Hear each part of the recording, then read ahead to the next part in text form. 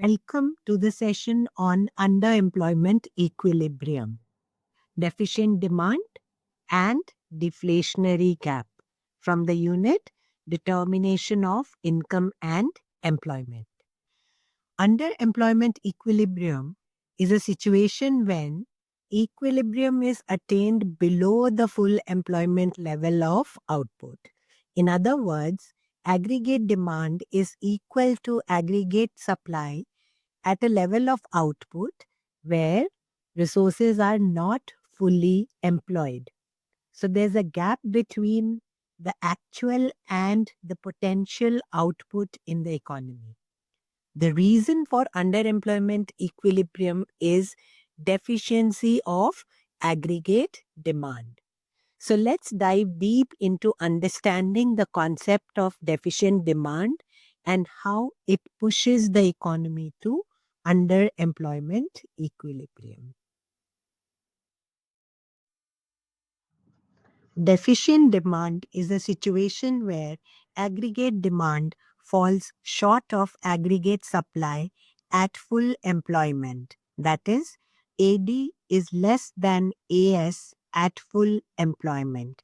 Let's understand this with the help of a diagram. We draw the axes and label them. Income on the x-axis, AD on the y-axis. Next, we draw the 45-degree line depicting the AS curve. Now, to study the underemployment equilibrium, our reference point is the full employment equilibrium. So, we draw the AD curve depicting that level of aggregate demand which is required to attain full employment equilibrium. And that's the green continuous line in the diagram labeled AD.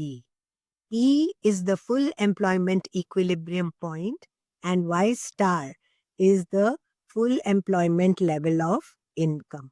Since there is deficiency of aggregate demand in the economy, that is, demand is not sufficient enough to absorb the available output or to eliminate involuntary unemployment, we draw the actual AD curve as a dotted line, labeling it as AD dash, just below the AD curve, which is required to achieve full employment.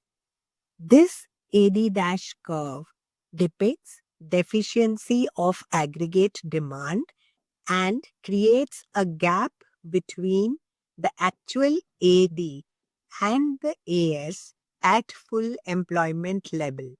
This gap is called the deflationary gap, EB in the diagram, and it measures the deficiency of aggregate demand. Deflationary gap is defined as the difference between actual AD and the level of AD required to establish full employment equilibrium. This deflationary gap pushes the economy to underemployment equilibrium E1, which lies to the left of full employment level. Y1 is the underemployment level of income. The impact of deflationary gap is that the level of income and output falls from Y star to Y1. A quick recap.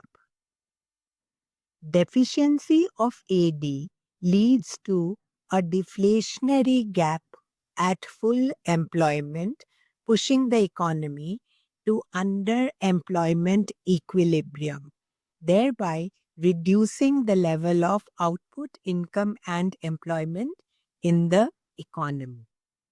So, we see that the concepts of deficient demand, deflationary gap, and underemployment equilibrium are linked together and one leads to the other. If you have any doubts, Please leave them in the comment section below. In case you found the video helpful, remember to press the like button and share it with your friends. Subscribe to the channel for more economics concepts and tutorials.